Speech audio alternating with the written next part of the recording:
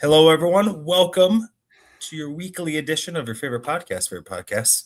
I am here with Chris Whitright, Hard H. That's right. We will be joined soon by our additional co-host, JT. He'll be here a little bit late. If you know JT, you know that's on brand. We have an awesome special guest. We have Drew Creasman from Mile High Sports to talk Rockies and trade deadline and all of those good things. After that, we will talk a little bit of men's national team. Got some good news there. The Denver Nuggets, we have news there. And then you probably heard, but the Broncos kicked off training camp for 2026. We got all those things around the corner. So hang tight. We'll be right back.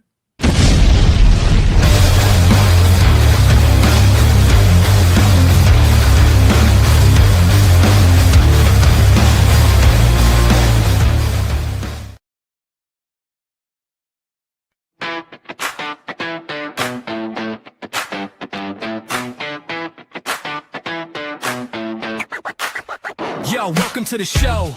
Let me set the scene. Mile High Sports Symposium, living the dream. Broncos in the house with that orange and blue. Nuggets making moves, watch that altitude crew. Avalanche bringing ice, check the skills they display. Rockies swinging bats, ready for on-game play. Rapids in the mix, kicking it with style. Buffs bring the heat, put the rivals on trial. Chris and JT, they got the scoop. Mile High vibes, feel that energy rise. Sports on the menu, watch the crowd mesmerize. From football to hockey, we're taking it higher. Join the celebration, feel that sports desire.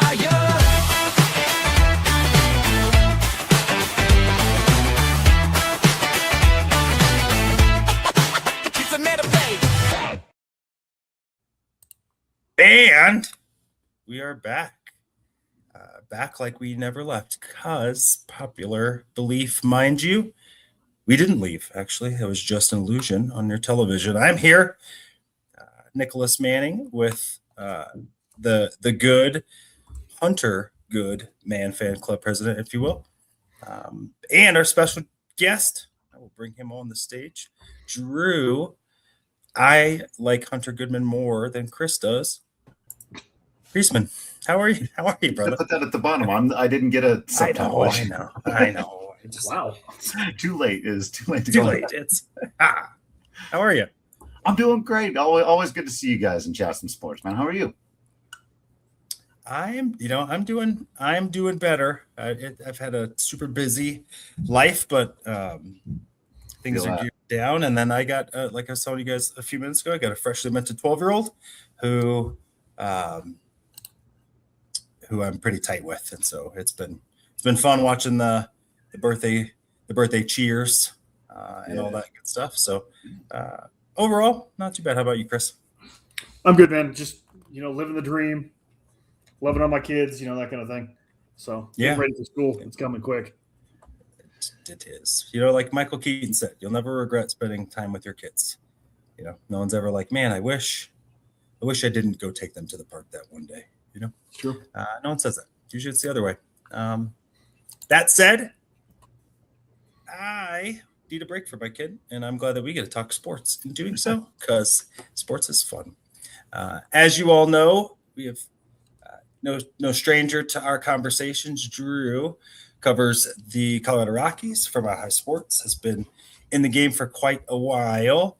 And earlier when we chatted with you, the Rockies, we at least had some fun or positive momentum. I don't know if I'd say it stalled or hasn't, but I think we know as well as the rest of the baseball community that this wasn't going to be a season for a postseason surge. That said, probably first time in a long time that we have a lot of wanted assets. Who would have thunk? And potentially a competent front office to use those chips appropriately.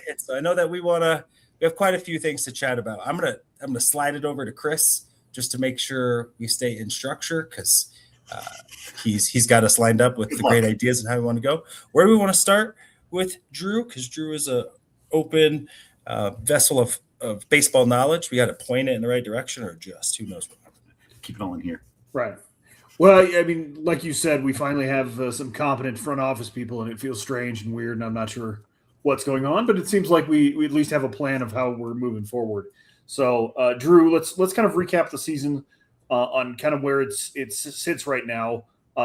We're still sitting, dead last, but that's okay because we're like one win away from matching our win total from last year, which is absolutely insane. So, thoughts just kind of in general on the season, how it's going so far?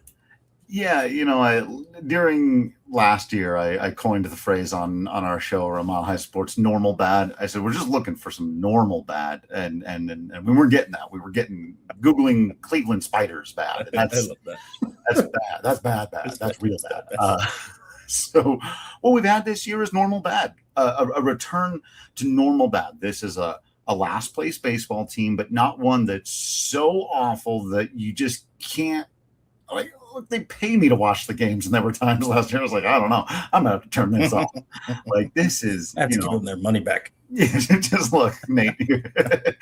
I'm not watching this one anymore. Down 10-1 in the third inning, and you're just like, and that there was no hope for a comeback, right? So yeah, this is one of those things where, as somebody who watches the team every day, I do sound a little bit like a crazy person talking to the more casual fan. Where I'm saying things like, "Well, but they're playing good games now, and they're only losing by 1 or 2 runs, and they're in last place, but they're not as far in last place as they used to be." Like, dude, are you okay? And you go, look, they might not even lose 100 games this year. Again. You're excited about that? And yeah, kind of. After 100 actually season, a 20-game improvement's a 20-game improvement. And yeah, it still might leave you in last place. They might not finish in last place. They've been kind of back and forth. Just a couple of weeks ago, the Angels and Royals and even the Giants in their own division, they've flirted with. They might not finish last in the NL West. And that would be remarkable, depending on how much the Giants sell, depending on, I'm sure we'll talk about some of the young players the Rockies have to bring up and how that part of the season goes. But the biggest thing for me is this ultimately, is that the Rockies are clearly on an upward trajectory. And yeah, they started from way downward. Upward was the only way to go. But they are. And as Nick pointed out, you've got a bunch of guys on the team who are playing. Essentially, the entire offense is interesting, worth watching, worth tuning into every single game for. The pitching remains a complete and utter disaster, and that's why you're in last place. That's the name of the game of baseball. But it is different in that the offensive players are good, the base running is good, the defense is mostly pretty good. It's just the pitching, and even some of the pitchers have been all right. And so that'll keep you in more ball games. But I do think, just ultimately, talked about the front office being more competent. So far, the moves that they've made have widely panned out, none bigger than the acquisition of TJ Rumfield for a reliever that's no longer in Major League Baseball. And this guy might be Rookie of the Year, their first baseman. He's a very legitimate Rookie of the Year candidate. And so far, the front office has shown that they can make trades to acquire assets that other teams are undervaluing, that are going to come here, make the most of themselves. Troy Johnston's another one. Even Willi Castro, I would argue, was a really good low budget kind of pickup that they said, yeah, this guy can do well for, and that they might flip some or all of those guys, actually. But that continues to show against that Moneyball thing of you get the value that you can, then you use that value to move forward into other value. And so their first trade deadline as this new regime is going to, I think, be telling for a lot of things. What are they prioritizing? What do they value? What do they think how close do they think they are to contention? Are they getting guys who are major league ready or close to, or are they planning for 2 or 3 years from now? And probably the biggest question of all, how much leeway do they have? Is Dick Monfort still got his fingerprints all over this stuff? Or if they end up doing something like big gasp trading Kyle Freeland, that would probably not make a lot of fans very happy. It's also maybe unlikely because he has no trade clause and he hasn't been great. But if they did something like that, it would definitely be a sign that this is a new front office that's doing things differently. There's a different set of priorities, and they are truly at the helm. So, yeah, I couldn't be more hyper focused and engaged on what they're going to do. And I don't know, because, the previous administrations, I knew what they were going to do or not going to do. I knew how the Rockies operated, going back to Dan O'Dowd. There's mostly been people who'd been in the organization forever. I knew Jeff Bridich long before he became the general manager of the team. I knew Bill Schmidt long before he became the general manager of the team. I still have yet to meet Paul DePodesta in real life. I've done several Zoom things. They do more of that in the post-COVID world, which I appreciate as somebody with a toddler. Yeah. Aside. Yeah. 100%. Thank you for that adjustment. You also did your cinematic research by watching Moneyball, so don't cut that short. That's and then you watch Moneyball, and then you go, I really want to see what Jonah Hill can do with this. And the other thing is, I love that he and Josh Burns both came in with this idea of like, this is a puzzle to solve. And they're 100% right. That's what this is. And these are smart guys trying to solve a puzzle. So now I want to see what they do, as someone who's been watching it for 14 years closely and for 30 plus in general. Well, okay. So dovetailing into that, can you give me some of the bright spots that the casual fans should be excited about? I mean, we mentioned TJ Rumsfeld, who I think everybody is surprised by how good he has been. And it's wonderful to see that we actually have a Rookie of the Year candidate. And I know Hunter Goodman made the All-Star team, which is awesome. And again, he will come up later in the conversation about trade candidates potentially. But some of the other bright spots maybe on the team that you've seen. Yeah, for me, there are two huge ones in the outfield. One we'll talk about in terms of trades is Jake McCarthy. I'm a big Jake McCarthy fan. I'm a fan of the Jake McCarthy prototype. My favorite Colorado Rocky of all time is Juan Pierre. That's dudes who don't strike out, slap the ball around the field, don't have a ton of power typically, but also run the bases like their hair is on fire. A single is as good as a double. A walk is as good as a double, sometimes as good as a triple with that kind of speed. Guy who's hit 2 inside the park home runs from the leadoff spot this year. He makes every time he's at the plate is exciting. He's got some defensive issues despite his speed, but I just absolutely love watching Jake McCarthy play baseball as somebody who's a fan of that style. And then the rookie, Cole Carrig, out there in the outfield has been just an absolute. I'm actually working on a thing right now. You guys asked me before if there's anything to plug, and I forgot because I haven't finished it, but I'm working on a Cole Carrig thing, and I'm going to have a video and a written element of this, and it's basically why this guy is the perfect Colorado Rocky. He can play every position on the diamond. He's an extraordinary athlete with well above average speed and an arm. He didn't quite nab the game-winning run last night in San Diego, but he threw the ball in from center field at over 100 miles an hour and made it that close against Jack. I think it was Merrill was going speed, tag up. It was middle of the. You think anybody else? That's not even close. No, Carrig nearly got him. He's a switch hitter. It's the versatility and the high-end tools. And now that he's showed up and immediately is playing extremely well, and particularly in the clutch, which is what a lot of times young players, that the big moment in baseball can get to. You got too much time to sit around and think in baseball. Too much time to go, oh, man, that's such and such pitcher out there on the mound, and I got to walk all the way up there. Cole Carrig, just like he plays baseball like a football player. And I think he was. I like that. Yeah, but he's just he's been phenomenal. So those are some of the bright spots. Kyle Karros at third base, somebody we won't talk about in terms of trade. Eric's kid, for those of you of my age. Very slow start to his career. Not the Cole Carrig start. Came up, hit 200 for basically his first year's worth of at-bats going back to the middle of last season. The defense was so good and the general approach was so good they kept him in there. And now for the last 2 months or so, he's been a guy you go, might be a cornerstone piece to build around with him and Rumfield. Of course, that all depends on where Ethan Holiday ends up playing as well at shortstop. The big disappointing news of the season has, of course, been Ezekiel Tovar, who just can't seem to buy a base hit.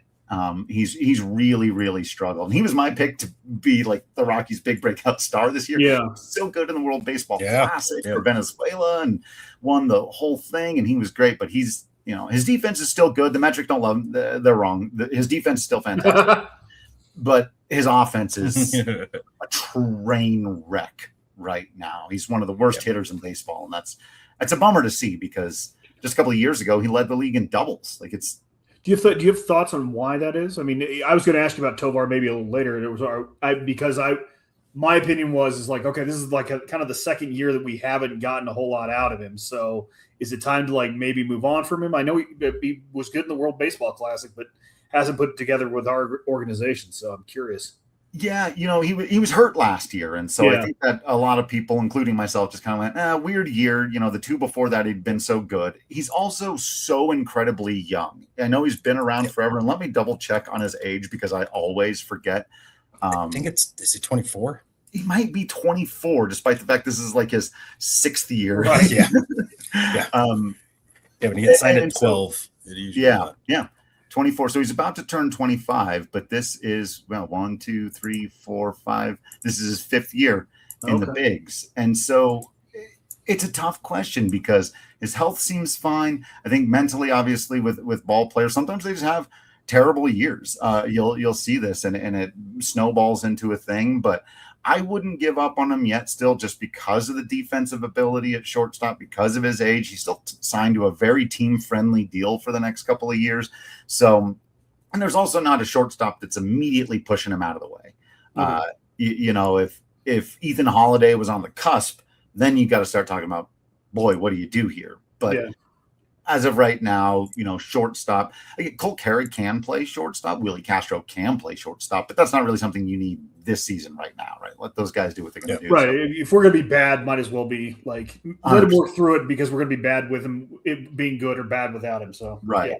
And you'd rather have him figure it out because then you've either got the asset to trade or you can still have that guy as your shortstop of the future, move some of these other guys around. So there's no harm in letting him just work through this right now as an organization. Mm-hmm. But as a fan of him, the person and the baseball player, it is rough to watch right now.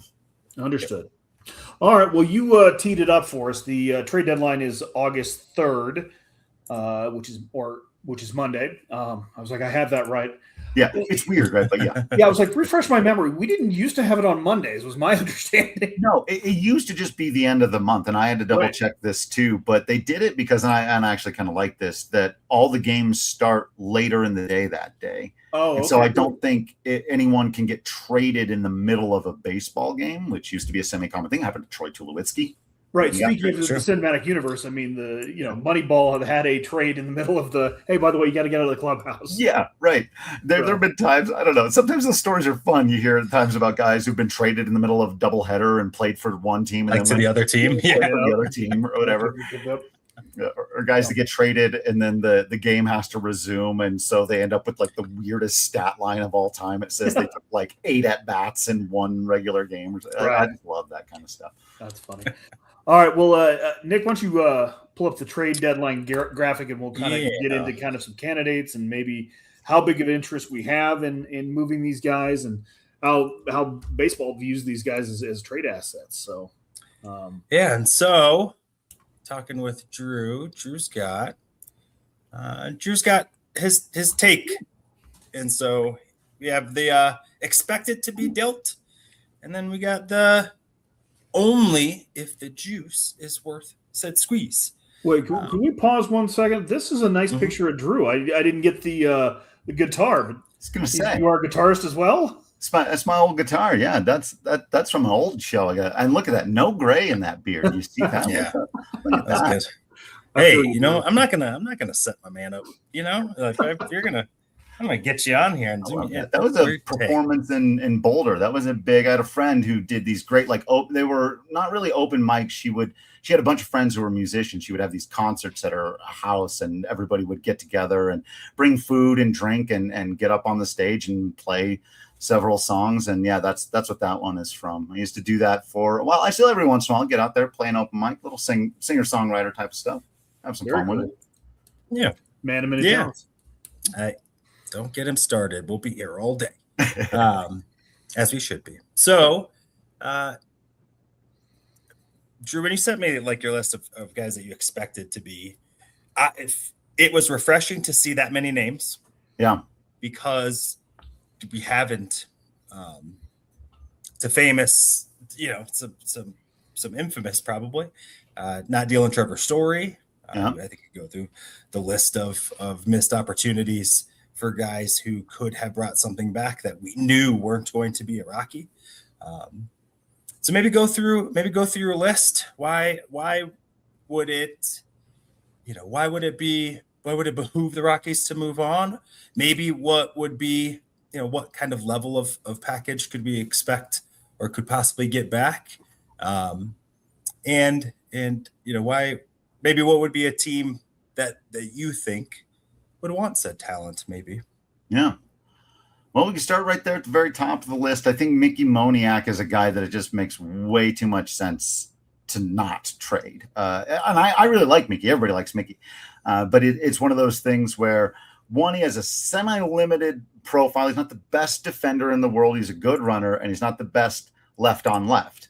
But what he does to right-handed pitching is incredible. And he's now proven it for enough time that, there were some people who were ready to trade him last year after like a hot month or whatever, a hot 2 months. And this would be a much better package deal return. You're still probably not getting an ace pitcher for, again, a guy who does have a limited profile, but hitting is the most important thing in the sport, and right-handed pitchers are still very common. And so Mickey's going to have a lot of value. He did have an injury that cost him some time this year, but he's since come back and been able to pick up right where he left off, still hitting monster dingers. So I think he's very likely to get traded. And I guess I'll bring this part up now, since this is the first guy we're talking about, because when you look at that list there, you don't see any real superstar, right? Hunter Goodman I've got in the not trade, and we'll talk about that later. But I think what we may see, talking about things we haven't seen the Rockies do in a while, not only this many trades, maybe packaging guys together. Because I don't think Moniak by himself gets you a top pitching prospect. But with Moniak and Senzatela for a team that needs a left-handed bat and relief help at the deadline, which is a lot of contending teams. I think you could put the Astros and the Yankees both into both of those categories, teams that are looking for. Now, if you package them both together, you get maybe a higher end, if not an A pitching prospect, A minus, a B plus pitching prospect for those guys. I could see that happening. I don't think the Rockies are taking anybody's top 4 or 5 pitching prospects from this, right? For these guys, they're not getting any top 10 pitchers in MLB pipeline for these guys unless they package them together really smartly. So that said, I think Moniak's got quite a bit of value. McCarthy is somebody whose value intrigues me deeply because, again, I love this kind of player, but we live in this era where power is so valued, so much more valued than anything else. And it's really the one thing he doesn't have. And this is also the first time in his career that Jake McCarthy's been anywhere near this good. Now, don't get me wrong. He's been phenomenal. He's hit 300. He's been fantastic. He never strikes out. He lays down bunts he got a whole rally started a week ago with a runner at second and 2 outs because he laid down a bunt that nobody was expecting. And the Rockies got 4 more 2-out hits and basically won the baseball game. And he plays the game the way I personally believe it should be played. So I don't want to trade Jake McCarthy. I also think that there's plenty of ways in which he would be the veteran outfielder with a bunch of young guys called Carrick. We might talk later about Zach Veen, Charlie Condon, right? I like having a veteran guy around, and Charlie Blackmon is sadly retired. And so I think Jake McCarthy could end up being that guy.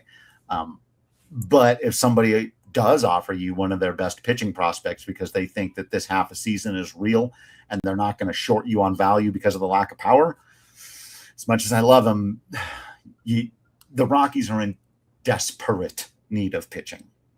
Desperate need of pitching throughout the entire organization. They need bullpen help. They need starting rotation help. They need pitching prospect help, right? And so you got to move some of these guys.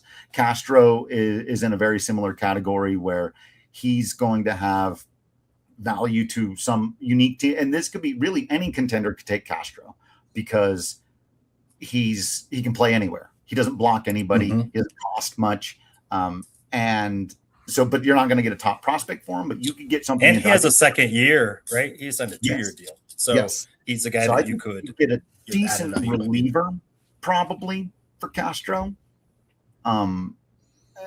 another player that I really like, again, I'm biased toward the guys that play multiple positions. Switch hitting is so much rarer these days. Could be very valuable. He's a good runner, good defender. And then you got the pitchers, right? Which may seem a little bit counterintuitive. You're like, well, if you need pitching, why are you trading pitching? Well, these guys are all veterans who are either at the end of their deals, end of their contracts, or getting up there in age, or both, right? Who are probably not going to be around with Freeland, Lorenzen, Sagano. Senzatela is a different situation. We'll talk about him in a second. But with Freeland, Lorenzo, Sagano, taking out Freeland's uniqueness as a franchise icon, you have three guys who are veterans near the end of their careers, who would probably like to go play on a contending team before they hang it all up. I think Lorenzen in particular struggled with his first bit of Coors Field, but has been better lately and would probably love to get out of here. And For sure. has a long enough resume in the rest of Major League Baseball that you're not getting a top prospect for him. You're just not. But if a team needs a couple of these guys to get in a package, I think Lorenzen and Sagano could be really nice sweeteners for a team that needs that kind of help. Freeland is a whole weird mixed bag of emotions, and he's been bad this year, and with the fan base erupt, and does anybody want him? But look, left-handed pitchers always have value. Yep. Always. The other thing with Freeland is, if you look at his numbers, he's been terrible. But if you watch my show with my good friend Mark Knudsen, former Rockies pitcher, every week we come on and we yell at the Rockies coaching staff and pitching staff for the way they're handling Kyle Freeland. He'll give you 5 solid innings almost every time, and then he goes out there in his sixth inning ERA has got to be 47. It's I don't know why they keep sending him back out there. It's like, you got your good 5 innings out of him. That third time through the lineup, ain't it? Third time through the lineup destroys him. I think if there's smart GMs out there, and if the Rockies have GMs that are as smart as we think they are, you go, hey, look, if you're acquiring this guy as a lefty reliever, look at his stats through the first 4 innings, first couple times through the order. They're fantastic. Trade for that.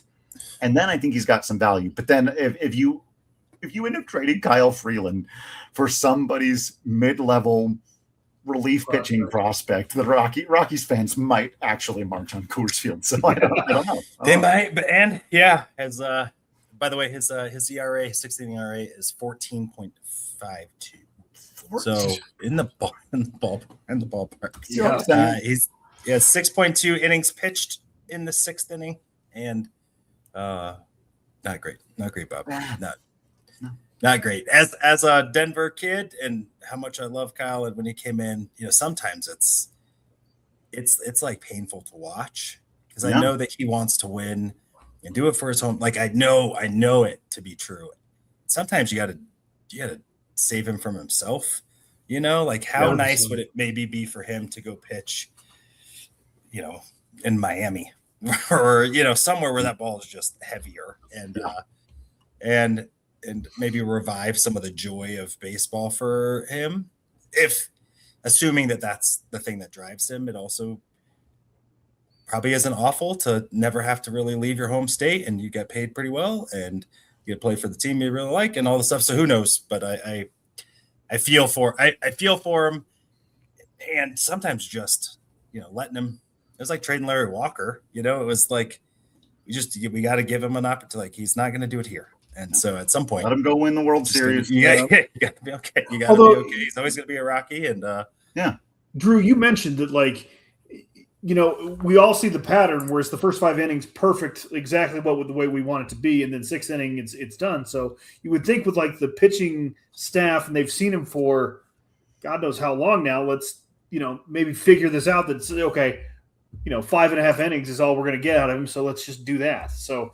That's a little strange that we haven't figured that out yet. But like Nick said, maybe we have to save him from himself. So I've praised this front office for a lot of things, but again, one of the things that particularly my co-host harps on is that they hired a pitching coach who's 36 years old and has 0 experience on a major league mound. He's a really bright guy, and he knows the analytics, and he knows pitching intellectually, but I would argue, now that I've seen more than half a season. There's no feel for it. They don't know how to handle their pitchers. It's not just Kyle Freeland. It's kind of across the board. They don't have any roles in the bullpen. Until they acquired Jordan Romano like 2 weeks ago, they had no closer. They had no anybody in the bullpen could be called upon at any time to pitch. And for the first month, they all had great ERAs. It looked good. And you're like, cool, it's working. Now it's clearly not, and they haven't changed their plan. They haven't adjusted to it. I think Zach Agnos has been fed to the wolves. I could do a whole thing on the bad pitching management, coaching, decision-making that I think is making a lot of these guys look like they're worse pitchers than they actually are. Okay. Can you maybe just give me the elevator about that? What might be some things for fans to know that, right? Like, what are some of the nuance to, like, he's the ERA, right, or some of the analytics isn't exactly a good barometer for how well this pitcher maybe even has pitched to the season or is capable of pitching. Outside of, sometimes you have an inning that takes you from, a 3.75 ERA to a 6.1, and that one inning will stay with you. If you're a reliever, it takes, if you're only pitching an inning at a time, it takes forever to get that back down. But what might be some things that fans can be aware of that might shed some positive light on, because there's some young arms, especially in the bullpen, and it would be kind of nice to know, like, they will get better. Don't judge them by this. Like, here's some of the issues. What might some of those be? Yeah, 100%. Juan Mejia is one of those guys who I think you're talking about, who you look at his numbers and you go, oh, that's pretty rough. But there have been several times where he's gone out, clearly not had stuff. The Rockies were down 5-2 in the middle innings, and they sent him out there, and he clearly didn't have his stuff. And he got rocked, and he gave up 3 or 4 runs before recording an out. And in a competitive season, you might say, okay, go get him off of there, keep us in this game, try to do something. In a season like this, and also even sometimes in competitive seasons, depending on, let's say it's the first game of a 10-game homestand or a 9-game homestand, right?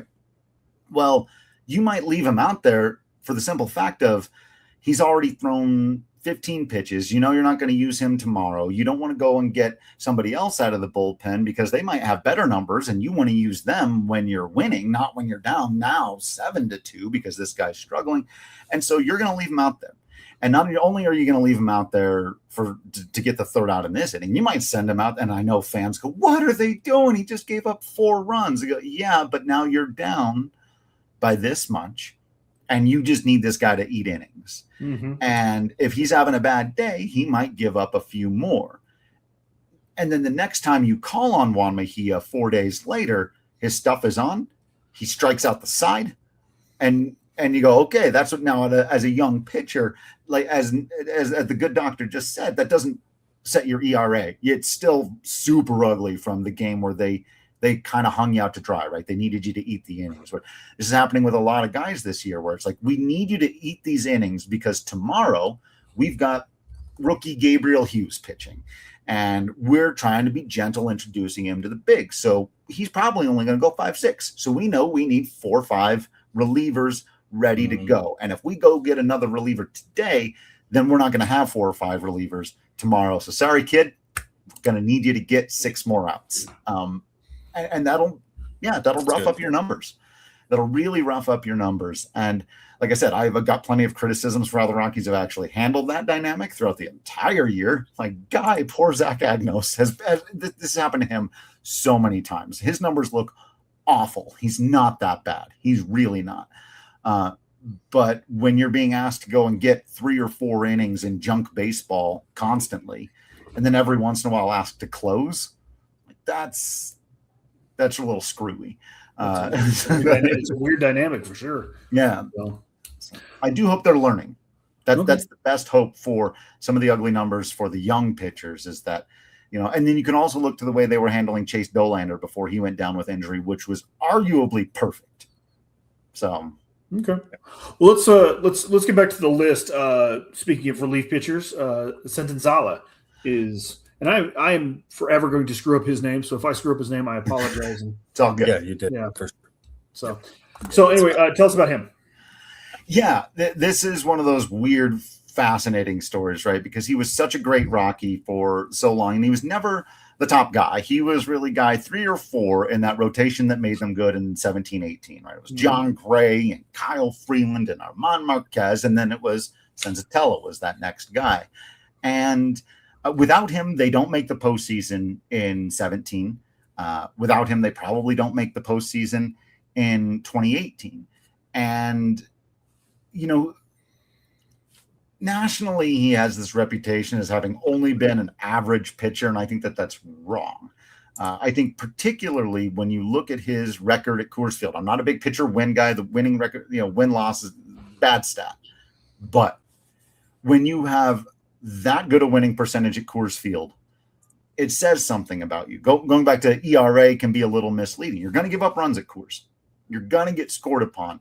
If you manage to get those innings and keep your teams in games and they end up winning them, that's got huge value. And that's who he was for like 9 years. So when the Rockies were good, he was a really good pitcher to have on staff. When the Rockies were bad, it was like, God, this guy again, who's just going to kind of go out and pitch 5 to 6 solid innings. Like, yeah, that's what he does, right?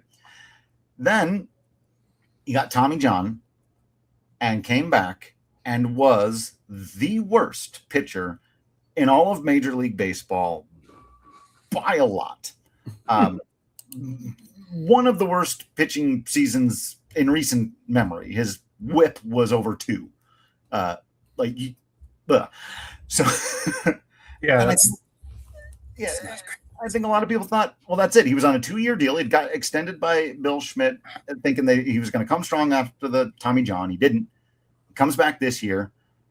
And I think most of us thought he's not going to make the team out of spring training. They're only keeping him because they're paying him. And then his spring training was fine. He pitched for Team Venezuela a tiny bit and was fine. And then he started the season and was untouchable for 2 months. Couldn't touch him. All of a sudden, he's sitting on 98. He's got a cutter that he's never thrown before in his life that's jamming everybody.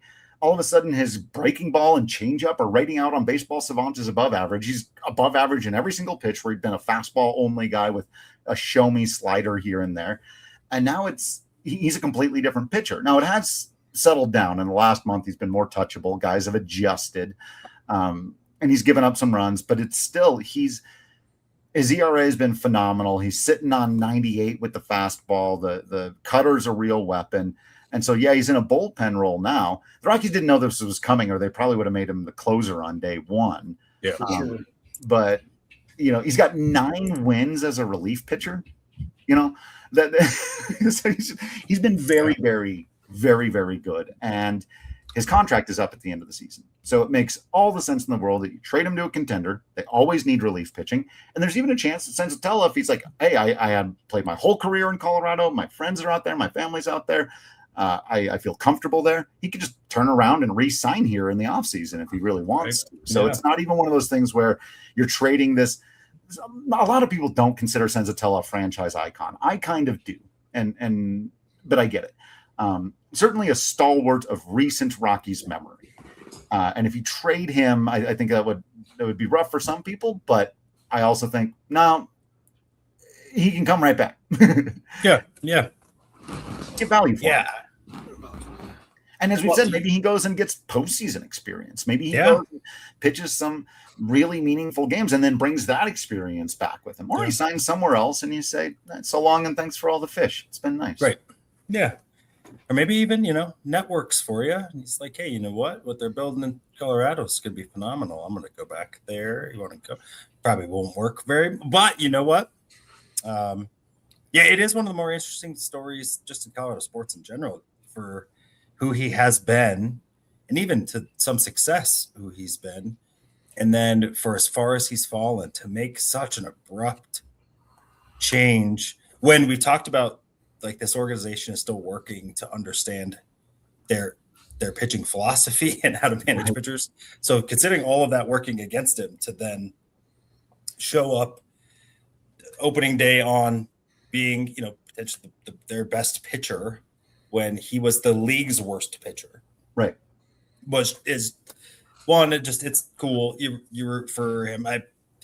That's just, it showed up and competed for the team and maybe at his own detriment sometimes to get this. I hope the season can end on a positive note for him, And I will be disappointed if, not in him, but if he is a Rocky past the deadline. Agreed. Just for all of the things, like let him go, Trey. Now let's maybe. Wait, can I ask a question real quick? So, Drew, of this list, who's the most likely to be traded in your mind? Moniak. Okay. I can't see any way he wouldn't be, and there's too many teams who are like, lefty pop, give me that. You know? Yeah. Okay. Yeah. All right. Yeah, Senzatela I'd put second though. I really do think, again, relief pitching is needed. I think this staff understands where they are and all the things that we just talked about. So I would probably put Senzatela second, and sadly McCarthy third. There's just been so much buzz on the internet around McCarthy. I want him to trade basically everybody else.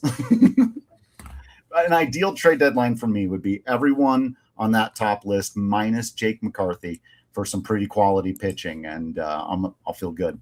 Okay. All right. Good to know. Okay. Let's go to the second list. So sorry, Doc, for interrupting, but no, you're good. No, I think it's great. Let's go to that one. I hear I've seen some of the I don't know if I would call them reports. I'm not sure which ones aren't in this day and age. That Hunter Goodman, who is just absolutely going Huck Finn on some baseballs. People are down on him because you know what? I don't know if he can play defense, apparently, Joe. Seems like maybe those are opportunities to drive down some value to maybe see if I could get a guy at a little bit of a discount. I don't know if that's true or if that's the real concern, but maybe talk about these three guys, starting off with Hunter Goodman, and one, why he should stay a Rocky, and two, if he weren't a Rocky, what would make you say, all right? Yeah. Like you said, if I'm on the phone with a GM and they start talking to me about Hunter Goodman's defense, I'm just going to hang up. But first of all, he's not a bad defender. Let me start there. He's roughly a league average defender, and all the stats bear that out. That's worth noting that this is only his second year as a full-time catcher. So he's probably, in fact, again, the stats bear this out, getting better. And will continue to get better. If you know anything about Hunter Goodman, getting better is kind of his thing. He's a student of the game, an incredibly hard worker, a guy who is not a high-round draft pick, who annihilated the minor leagues and never was a top 100 prospect in baseball. Never, well, a lot of times wasn't even considered one of the Rockies' top 10 prospects. Yeah. And now he's a two-time All-Star. And he had, 30 home runs at the break as a catcher. Now, again, I have this particular bias. Maybe Chris will set me right here. I think catching is the hardest job in all of professional sports. Yeah, it's certainly one of them. So. Hockey goalie is probably in that conversation. Maybe soccer goalie, depending on but catcher, for the toll it takes on your body and on your mind, and the fact that after doing all of that, catching, you still have to do the hardest thing in all of sports, which is hit a baseball. And that is what you will be judged on. Most people are just going to look at your stats and go, so when you look at a guy's stats and he's got 30 home runs, I don't want to hear any of the rest of it. If you trade Hunter Goodman, and in 3 years, you're a decent baseball team, which is the goal. And I would argue they could do it earlier than that. So if your goal is in 2 years to be fighting for a postseason spot, and you've traded Hunter Goodman to get the pitching that got you there, then in 2 years, the worst player on your team is going to be your catcher. I promise you. I 100% promise you. Look at almost every single team. The worst player on their team is their catcher. Look at every team in Rockies history. Unless you've got Salvador Perez or Yadier Molina or Cal Raleigh, the worst player on your team, and those guys are all from different generations. I just jumped 3. You know what I mean? There's never 2 or 3 of those guys in the league at the same time. Hunter Goodman is an asset you cannot replace. You might be able to use a Moneyball phrase, recreate him in the aggregate. Sure. But if you do that, know that your replacement for him is going to be a fraction of what he is. You cannot get catchers that are both offensive powerhouses and not a nightmare defensively. At any given time in Major League Baseball, there's maybe 2 of them.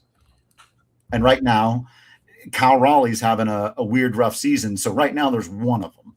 And so if you're on the phone as a Colorado Rockies GM, you have to treat Hunter Goodman that way, as a singular asset that you and you alone hold.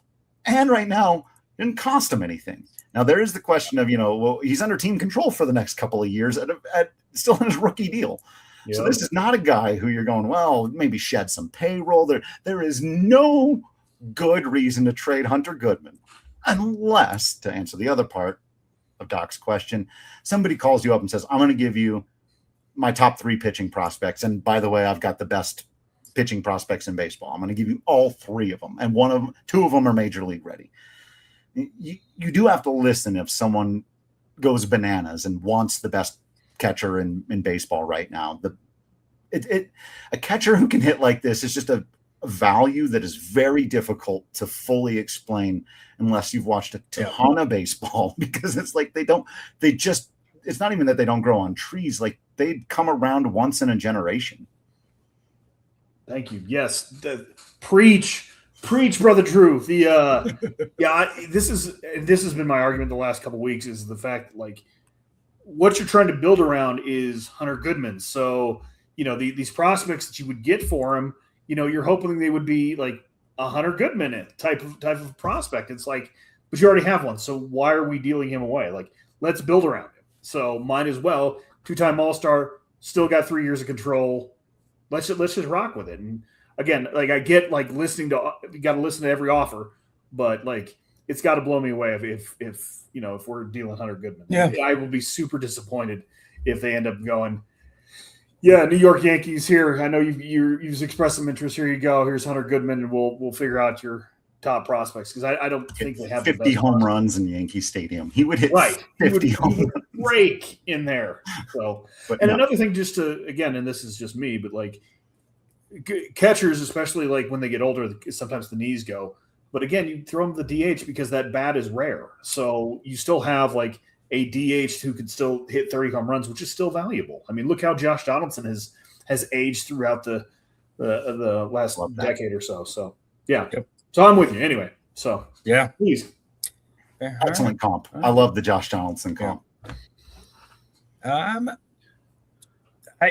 think for the reasons that we've hit, you got Chase, you got Gabe, you got 2 young pitchers who have shown the chops. Obviously, Dollander is recovering and making a way back, but as he's what was this? What did he say? I'm here to. How did he say how good he was? Oh, what did he say when he went with the injury? See if I can find it. I know that I'm elite or something. Like, I'm here to get dudes out. Like, there's, I can get anyone out kind of thing. Yeah. I just loved it. And I can get anybody out. Pitcher, I can get anybody out. I can get anybody out. True. I loved it. And I was like, yes, thank you. We need you. Yes, sir. Please. We have some more. Yeah. Well, and this kind of goes with what Chris was just talking about too, right? Use the phrase building. And I think a lot of people are under the mistaken belief that the Colorado Rockies are beginning their rebuild right now. And I've got great news for everyone. They're in the 2nd or 3rd year of this rebuild, and you're actually at the part where you can start to build. This is the fun part. Now, they do need to do some of the tearing down, right? You saw all the guys. I've got them trading the entire pitching rotation, essentially. But part of that is, so where do you start, right? Chris is talking about you start building your offense with your catcher when he's that good, and really up the middle. The old school way of building your team was strong up the middle. The best catcher you can have, the best shortstop you can have, the best center fielder you can have, and obviously the best pitching that you can have, right? And I think the Rockies can build that way. Goodman allows you to build that way.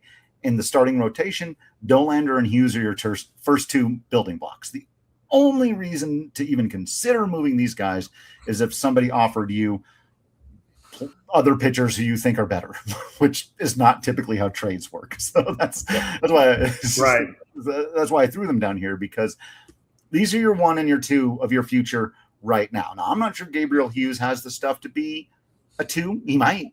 So far, he's had the results to be a 2. He's been very good. Very good. But, he's sitting 93, 94 with the fastball. Good mix, smart pitcher. A phrase that's way overused, but still true, bulldog mentality. Things you need to be successful. He gave up 3 runs in the first inning against the Dodgers and then pitched the next 5 innings without giving up anything more in their house as a rookie. In his first actual big league start. Nice. He'd come out of the pen a couple of times, but that's a guy you got to keep around. So now you need 3 more. Those of you who are good at math and know how baseball works and understand, I mean, to be honest with you, Drew, I'd even say 2 more. Yeah. Because you're not always going to have, you're not going to all of a sudden be the Braves, the Dodgers, where you, right. And most of those teams don't grow their own anyway. And, if you could get 4 and then bring a guy like Sagano in, right? Or maybe that's where Freeland gets slotted, the guy of that caliber who really is a guy that, can you pitch 500 baseball-ish or even 400 baseball if you feel really good about your first 4 guys, especially your first 2 guys. And then you kind of build from there. And I think the expectation that all of a sudden you're going to get aces all over the place just isn't it. Look at the Rocktober Rockies, right? Josh Fogg was a guy that just Dragon Slayer, baby. It settled into a role, right? And that was it. You knew a guy. He got to pitch to his strengths, but obviously did not have the best stuff. He didn't have the best stuff anytime he was on the mound against whoever he was on the mound against. And still competed and then won because of what they needed him to be. You had Baldo, et cetera. In the 17-18, right, you had Marquez, you had Freeland, who was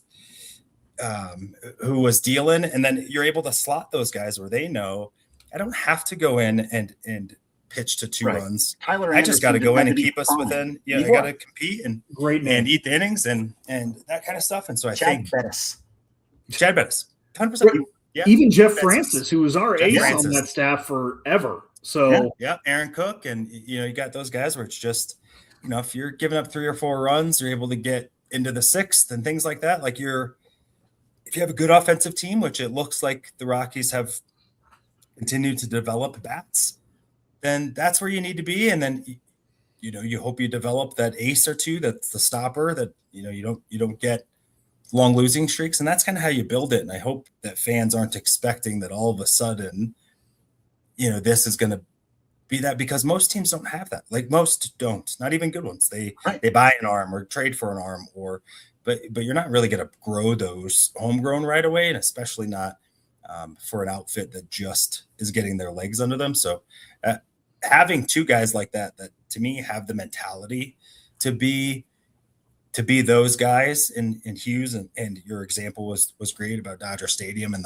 that didn't overwhelm him, and especially being down early. Right. That was a wake up moment for me. But I think this cat might be pretty good if you have good stuff, but your mentality is unbreakable. That good stuff goes to pretty good stuff, right? And obviously Dollander was everything that we thought he'd be, and from there, you see what you can do. I think they took 16 pitchers. Was that right? Or is it more? Yeah, 19? In later rounds. But Yeah. But I mean, it did arms. I mean, it's a army. Yeah, and potentially 3 of them. You got 3 of them. You got 3 of them, and so I'm excited for that. I think, like you said, this team is in the process of the rebuild. They didn't just start, and even though Baseball America might not recognize all of it, doesn't mean that those guys can't or won't contribute.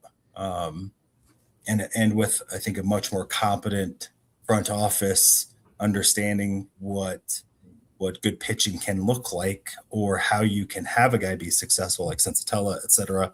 Yeah.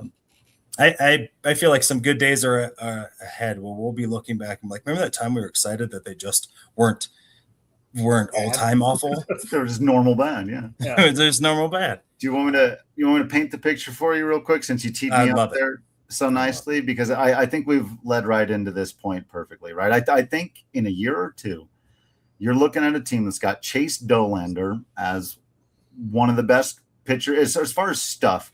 He's as good as anybody the Colorado Rockies have ever had.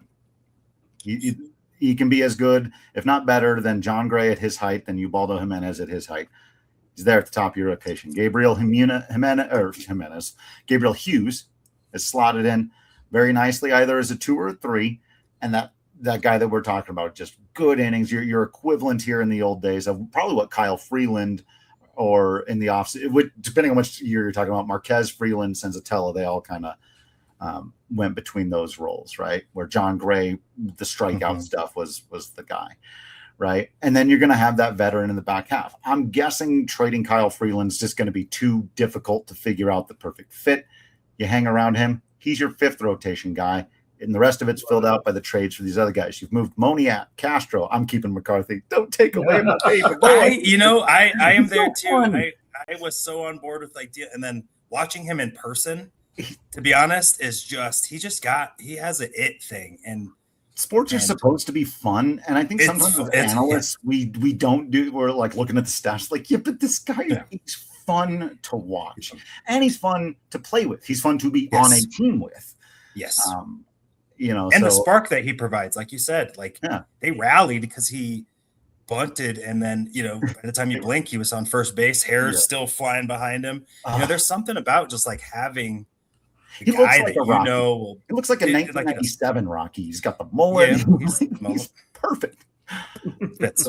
Fits. I do. But trade all these other guys, and you're going to somewhere in that get a couple of pitchers who can fill out. So you got Dolander, you got Hughes, you got 2 guys you acquired through trade, and then Freeland is your veteran 5th rotation guy who can still go out there and at least sort of pitch to 500 baseball. Hopefully use them smarter. And also, hopefully, in some of these trades and in off seasons between now and next season or the one after, you've acquired enough relievers that you don't feel like you have to try to make Kyle Freeland go 6 or 7 or whatever it is. Love it. So now you've got some guys in your rotation. You've mostly got this offense sticking around. And then you can bring up Zach Veen, Charlie Condon, not too far long after that, Ethan Holiday. And you might be well off to the races. It's got the exact same makings of what happened in 2017, 2018, where the Rockies position player prospects all came up first. You remember their names: Nolan Arenado, Charlie Blackmon, Trevor Story. DJ LeMahieu was acquired in a trade, right? David Dahl had that one random all-star season out of there. Ryan McMahon, all come up first. And then in 17, Kyle Freeland, Antonio Senzatela, John Gray, Armand Marquez were all essentially rookies, but they took you to the postseason. You just got those pitchers, but the pitching was the final piece that came in. It was all young. The position players were there. Look at the 2016 team, position player-wise. Those guys were good. Yep. But ended well under 500, especially after Trevor Story got hurt. It was done because they couldn't pitch. Yep. Next year, almost the exact same team, just new pitching staff, postseason.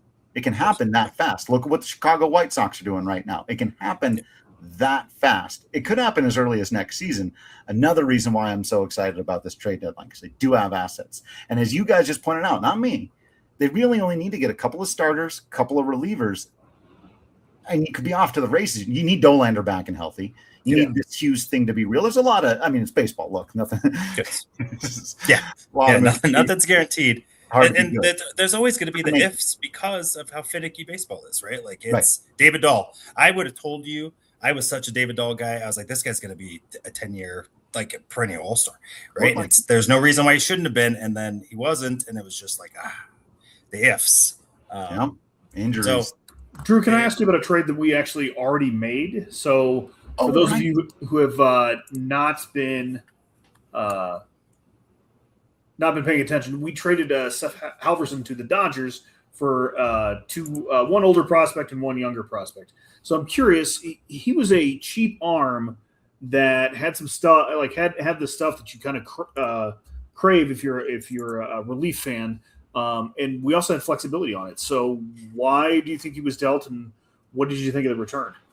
Yeah, that was a really interesting one, right? I think it's, again, another sign that this front office doesn't view young players who just have a thing the way the old one did. The guy who was traded for TJ Rumfield, it was the same thing. I was like, that dude sat on 98 with movement and a wicked slider, but he couldn't hit the strike zone. And turns out that's important. And Seth Halverson was having a very similar problem. Yeah, he sits on 102. Like, it's is wild to watch him throw. Yeah. But even when they were sending him down to the minors, he's walking 4 or 5 guys per 9 innings. He's, the walk rates are way too high. The wildness of it, you just couldn't rely on him.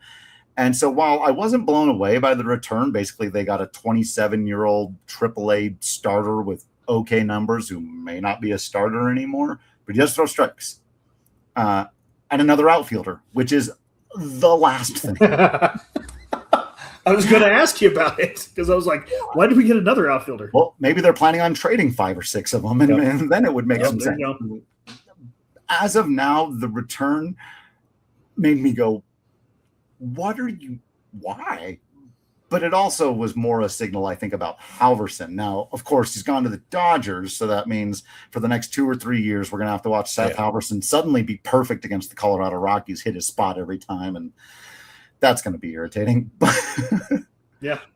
But I don't know. I think there's just as equal a chance he never makes it because he can't throw strikes. And I think the Rockies, this version of the Rockies is showing that they have a much higher value on the fundamentals than they do on the wow stuff or skill or whatever, Sure.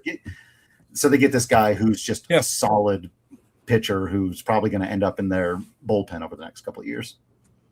Okay. Well, I mean, it makes sense a little bit. Like if for a team that isn't great, like you can't afford to have guys like what kills you at Coors Field is what? Is it the home runs or it's the walks? When you give people free bases, we know that. And it's like you can strike out 2 guys an inning, but if he's walking 3, that's what gets you. And I think they understand that, and maybe they're operating with a more accelerated timeline than maybe everyone else is looking at. Maybe they're like, hey, we have a chance next year or the year after to compete. This guy's not. It's not going to click for him, and we need to be able to get it. And just having a guy that throws strikes, to eat innings, right? Like. Yes, keeps your infield engaged and things like that. I think that's a valuable thing. It would have been nicer to have the guy that pumps 102, but you know what? Riley Pint couldn't either. And at some point you had to say, no. One saw Seth Halverson miss the catcher, hit the backstop, and the ball rolled all the way back to the mound. I've never seen that in my life. Got to throw strikes. All right, last question that I have for Drew, and then we can kind of wrap it, or Nick, if you got questions. So you mentioned Veen and Condon. I'm going to paint you a scenario. We trade Moniak, we trade McCarthy. You can plug yours. We accidentally trade McCarthy. Do we see those guys earlier than September, or are we like? What's your thought? What's your thoughts on how the outfield kind of matures if we get rid of some of these outfielders that we have a plethora of? Yeah, you definitely do need to make room for them, right? Because Condon and Veen are both guys you don't want to call up and then put in a bench role. That doesn't make any sense. But I think if they make enough trades, if there's spot for them, and the DH does help you out there. Also, the fact that Condon can play third and first base, though, as we talked about a while ago, Karros and Rumfield are not guys you need to replace right now, but it's an option. You can get them off their feet for a day. Just get them in the rotation. Yeah. So you can move Condon around a little bit. Veen more or less needs to be a right fielder, I think, with his skill set. You can put him left if you want, but those are the spots for him. I think we're very likely to see both those guys. I get the weird sense that the team isn't as in love with Zach Veen as they used to be. I know he had a rough year last year. I know he's had some off the field issues that have been well documented and whatever. But look, if he stays in the PCL all year, he's going to be PCL Player of the Year. Even if he doesn't, he might still be PCL player. That's how good he's been. And he got off to his first month was okay to bad. So he's been the best player in that league since. You got to bring him up. You got to see what he's got. Unless they plan on trading him, which would be different for the Rockies to actually move a prospect. Zach Veen is probably the only prospect they have that's got a decent amount of value. But I still think the more likely thing is those veterans get moved. Veen becomes basically your everyday right fielder for the rest of the season. And you can also, as I mentioned earlier, you can move Cole Carrig around all over the place. So I'd like to see them play him at second base a little bit more, just because they've got a big question mark hole there, especially if they trade Willi Castro. Then it's just like you got nobody to play second, and haven't since DJ LeMahieu. It's been a minute. So what do they do with that? You can move guys around, but I would love to see the day after the trade deadline. I think there's a chance this happens. Condon and Veen are called up and become everyday regulars for the rest of the season. Okay, cool. And then again, just for the casual fan and even me, because I don't exactly understand it, but the clock starts on their arbitration eligibility, especially for Condon. I think Veen may have already started his clock. I'm not sure. Right. So yeah, that'll start the clock on that. And you're pretty good on both of those guys in terms of service time and having several years of control. So I don't think there's any reason to delay at this point. There was a consideration about that if at the beginning of the year Condon had just gone. He had a good spring training at the major league level, but then his first month, again, like Veen, his first month in AAA was okay. Yeah. So you're like, okay, you don't need to do the service clock thing. You don't even need to worry about it. And since then, he's been fantastic too. So Condon's going to be good, dude. Condon hits the ball so hard. He hits the ball so hard. It has been a minute since the Rockies had a guy like this. Story, I think, is the last guy who even Arenado didn't routinely hit the ball that hard. He would even tell you himself that Nolan Arenado had to try to hit home runs. He sell out, give your A swing out. Trevor Story would hit home runs on accident. He'd hit oppo shots where he was just trying to make good contact. That's the kind of power that Charlie Condon has. Yeah, watching him and Jackson Jackson Holiday, Adam like Dunn. that was the Mark Reynolds. There you go. Totally guys. my man, Mark. Okay. All right. Drew, we appreciate your time. I don't have any more questions. Nick, No. What about you? Yeah, I appreciate it, brother. I'm excited to see post deadline how it stacks up. How do they do? We'll have me back in a week or two if they trade 0 people and I have to just come on here and be like, I will hold you responsible. That's for sure. Yep. We appreciate you. Well, thank you. With that, we're going to transition to some other sports. Nuggets made some news, and U.S. national team made some news, and then the Broncos and all that stuff. So to do that, we are going to have to pay some bills, read some things. So first and foremost, if you get a chance, go like, subscribe, comment, algorithms, all the stuff, because. So do those things. It's super important for you. Also, if you get a chance, if you want to win a Nick Bonito signed mini helmet, we will do that when the network reaches 1,000 subscriptions on YouTube. So go again, like, subscribe, do that stuff. If you're not sure how to do it, ask your kids. That's what I do. Make sure your profile is public. Otherwise, you won't be able to win. Thank you. Nice job. Yep. You got to make sure you like those things. We have shows all over the place. English, Spanish, doesn't matter. Make sure you check us out all over the place. And then I am not able to utilize this service as much as possible, but you can. If you want to go over to Lily's Beauty Salon. Business hours Monday, Tuesday are closed because you know what? People have stuff to do. But Wednesday to Saturday, open till 7:30, and then 9 to 5-ish on Sunday up in Thornton, one of my favies. And then finally, again, you know as much as I know, if you will pick me up, caffeine isn't that awful. I don't care what people say, but I'm not a medical doctor, so don't take that directive from me. But as a dad, sometimes I gotta get where I gotta get, and I gotta get there with some vigor. So with that, caffeine's dope. You can buy yourself some phenomenal stuff called Dubby. Dubby is a jitterless energy drink, a whole bunch of wonderful flavors.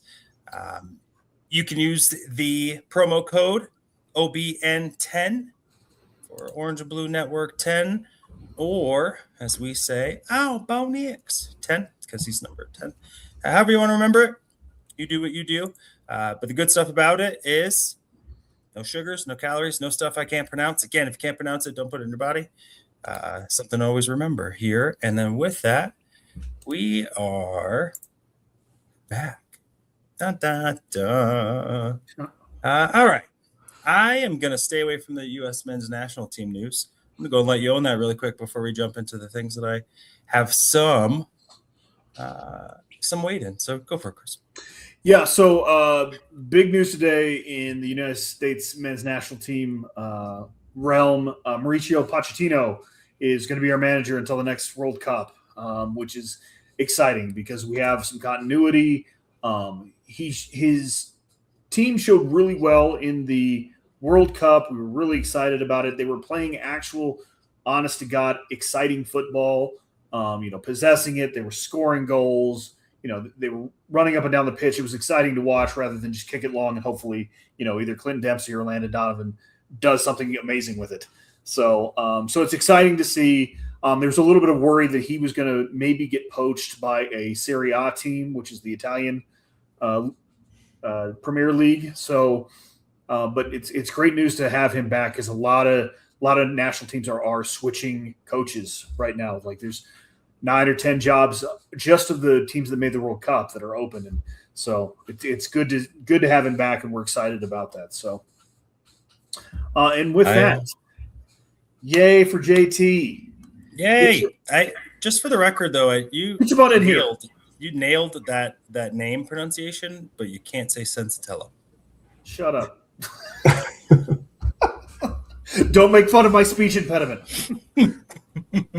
Anyway, exciting World Cup men's national team news. Yeah, and it's like we timed it. So JT, you came in right in time when we were talking Nugget stuff as you're wearing the hat for it. Perfect. Before we go into the Broncos, so the Nuggets made news. I don't know if I would categorize it as good, bad. We'll find out. I mean, they matched Spencer Jones' offer sheet from the Oklahoma City Thunder.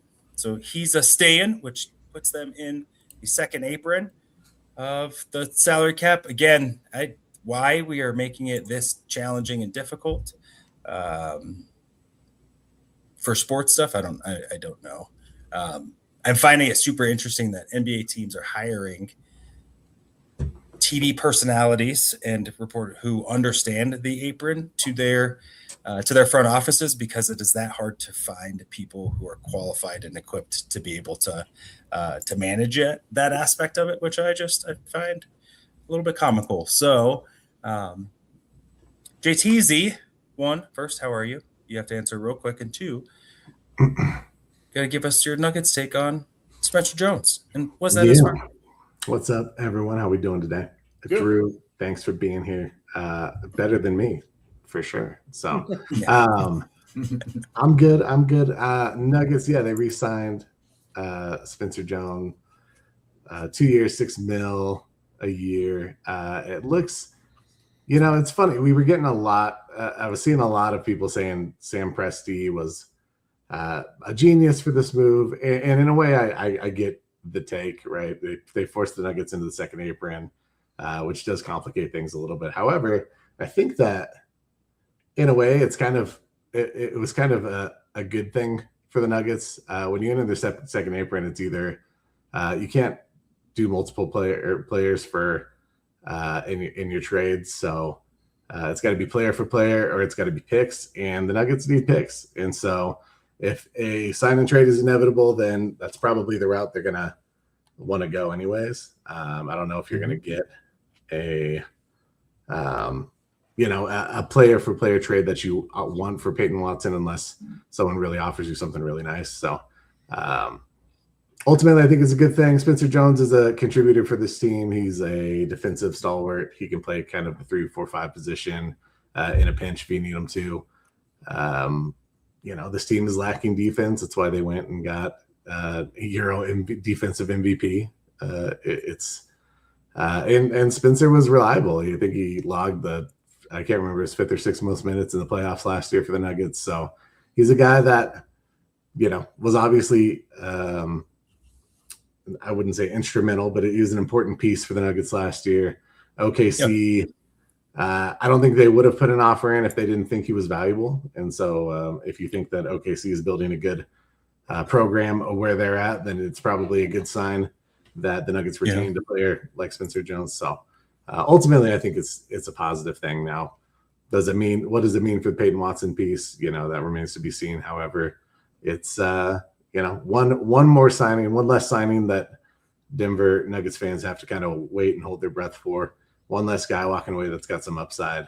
And ultimately, even though the roster is a little bit, the construction is a little bit odd right now, you're going to find minutes for that guy. So I'm a fan. I like it. I think it was a good move.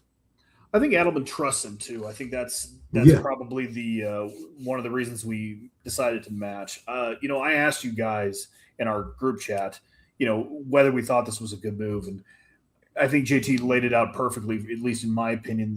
I think Sam Presti gets the benefit of the doubt because I think he has built something in a couple different places. So, but I think it was smart of OKC to say, all right, we're going to try and sign this guy. Nuggets, you need to figure it out. And I'm glad that we figured it. I'm glad that we signed him. I believe he is a nice piece for us. My problem is now you go into the second apron. And again, we're now locking ourselves into these contracts that we're going to struggle to trade. Like we still need to get rid of Zeke Naji and, Cam Johnson still we need to figure out what's going on with that. And we keep just re-signing these guys to re-sign them. And it, to me, I'm not sure what the plan, it still doesn't seem like we have a plan yet is my only concern with it. Like I like the player, but I'm concerned about the plan. So, yeah, I mean, I think eventually the plan is to get under that apron and not have to pay the luxury tax. But right now, it's kind of the situation, or the way that free agency is right now. It's hard for any team. It's not just the Nuggets they're struggling to make moves. There are lots of free agents sitting out there still, veteran guys that can contribute. DeMar DeRozan's name's been out there quite a bit. Russell Westbrook's name's been out there quite a bit, obviously. Guys that are on the tail end of their careers, but can contribute to teams. So I think it's going to be kind of a slow roll. It already has been, but it's going to continue to be that way. Some of these guys may roll into October before we see any movement. Hopefully not Peyton Watson. Obviously, we hope that gets done sooner than that. And imagine it would be or would happen, but.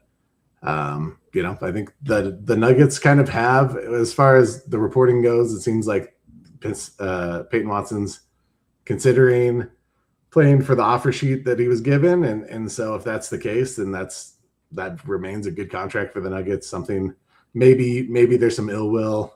Maybe it isn't a long lasting relationship between Peyton Watson and the Nuggets at that point. But, it gives you a little more leverage right now to kind of be able to negotiate. How does that end up? We'll see. But I think it's a difficult position for the Nuggets to be in. It is a difficult position that they inherited when Calvin Booth left. And it's a matter of whether they are going to get what they want for one of their stars or expiring contracts in Cam Johnson. It's just going to be a little bit of waiting game, see who's a buyer and who's a seller. But it's just the way that the cap is and the way they've got it structured right now, it makes it difficult to trade for anyone, really. Okay, well, I was actually I was listening to Mark Stein on some podcast. I don't remember which one it was, but he said maybe the market for Peyton Watson has not been as robust as he was hoping for. So that's why he's like, I'm going to sign this offer and then be an unrestricted free agent next year. So which would make sense. It honestly surprises me that Peyton Watson didn't have the market that I think we all thought he did in May. So, which is interesting. Yeah. I mean, it's same as Jonathan Kuminga, right? Like that, those guys both thought that they were going to have the stellar market. Both are young. Yep. I think they're under 24, just turned 24. I know Kuminga is shy, both of them power forwards who, roughly 12-ish points a game. And the aprons, who would have thought the aprons would be so restrictive, both if you actually wore an apron and two, the NBA equivalent of like there's just isn't there. And when you have to go player for player, dollar for dollar, all of those things, they're just I get what they're doing because I understand cap and level playing fields, but it has made this offseason awful. Like there's no enjoyment, there's no hot stove, there's no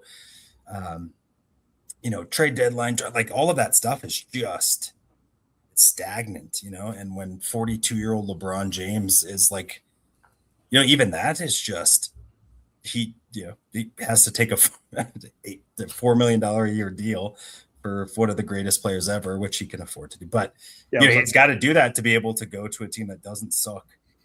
Is just such a hard thing to be able to sell to basketball fans, and Peyton Watson, 100%. He doesn't have a market. If he had a market, he'd have an offer sheet.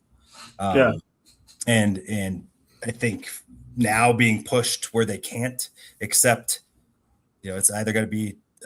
I think they actually can't take a player back because of the apron. I think they have to only take draft picks, which I think is good, because then you don't get saddled with Paul George or the ghost of, and but that means that Peyton Watson's card is pulled. Essentially, he's going to have to either accept a low ball offer, or he's going to have to play on the restricted tag, which will create hard feelings no matter what. And so but in the end, this is it's a business, and not all the business is meant to make you feel good. And we will see where it goes. Do you think we could still get Jaylen Brown? I think he's probably not too happy that LeBron James is going to go. LeBron James is going there. I don't think he's super happy about that. Yeah, talk about ball dominant place. I will just say real quick, just to kind of counter that, I am surprised, a little bit surprised that the Peyton Watson market maybe hasn't been great. However, at the same time, the way they've set up this cap situation is that really the teams are built kind of paying one or two guys and then like big money and then kind of getting guys on good deals.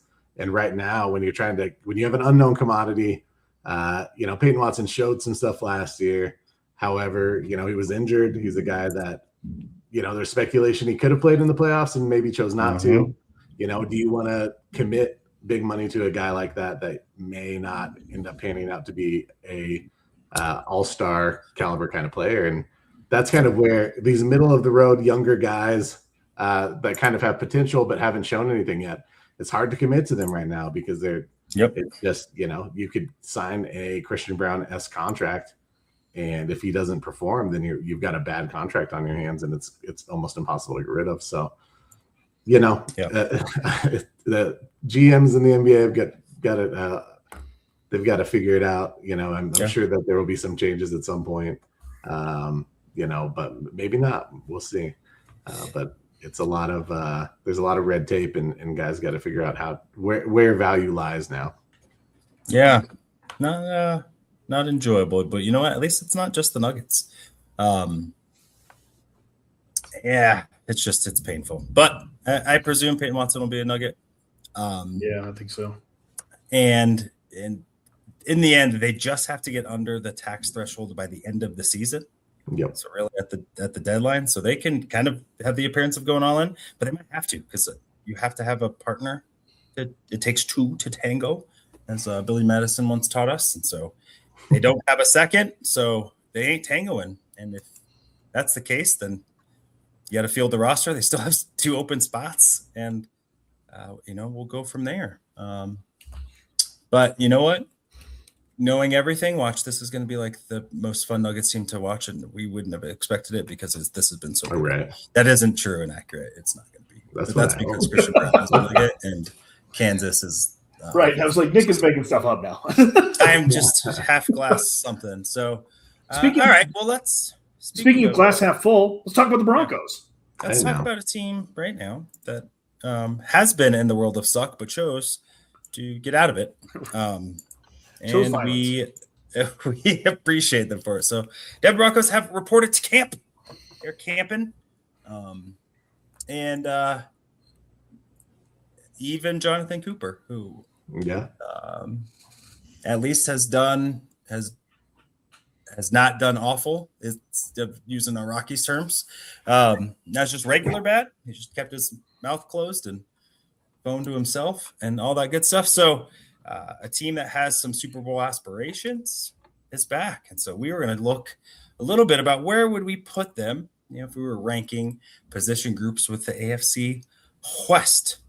Hard H. So let me throw up our little idea sharing here, and then let's have a little bit of funsies. And Drew, you're going to have to participate too, because it makes funning more fun when your friends join. So if we were to, debate this a little bit, where where would we have the Broncos rank in terms of quarterback rooms against their AFC West partnerins or brotherins or whatever? You guys know what I'm getting at. What about you, Drew? Where do you think the Broncos rank? We got Patrick Mahomes, you have Justin Herbert, and you have Captain Kirk. For the Raiders, what's your general feel about where the Broncos stand right now in terms of put our guy at the top? I'm gonna go full fan right now. You know, Mahomes ain't what he used to be. I don't have to be objective anymore. I don't have to. I don't have to look at the numbers. I don't know. I don't care. Love it. I don't know what it is. I love it. I think Bo Nix is the real deal. I don't care how he plays in the first 3 quarters. Look, man, it's not a baseball game. It's not every inning counts the same. Legends are made in the 4th quarter. That's right. Nobody talks about what John Elway did in the 2nd quarter of his career. That's true. Nobody talks about what Peyton Manning did in the 2nd quarter of his career. The football games against 2 good teams are won and lost in those last couple of minutes, and I'll take Bo Nix over any of these guys. Look, Mahomes had his time. There was a time where this would have been an obvious slam dunk. You don't even pretend to put your guy in the conversation, but it's past, right? I don't know if it's done. I don't know if he's not who he used to be. I guess I'll just say it that way. So, mad respect for Herbert. There's some good a lot of talent here, but I'm taking our guy. I love it. Me too. Tell me what he does in the 3rd quarter. They're running the ball too much. I don't care, man. You play to win the game. That's right. That is right. I'm saying 2. So I still have respect for Mahomes. Yeah. Again, I don't have the respect that Drew has for Justin Herbert. I think he has been good, but he hasn't been like he's closer to Kirk Cousins than he is to Patrick Mahomes. So let's all calm down and I think Bo is solidly number 2. I'll take that one. JT, where you at? Yeah, I'm not ready to write off Mahomes already. I mean, I'd love to. I love the enthusiasm by Drew. And I think Bo Nix is the real deal for sure.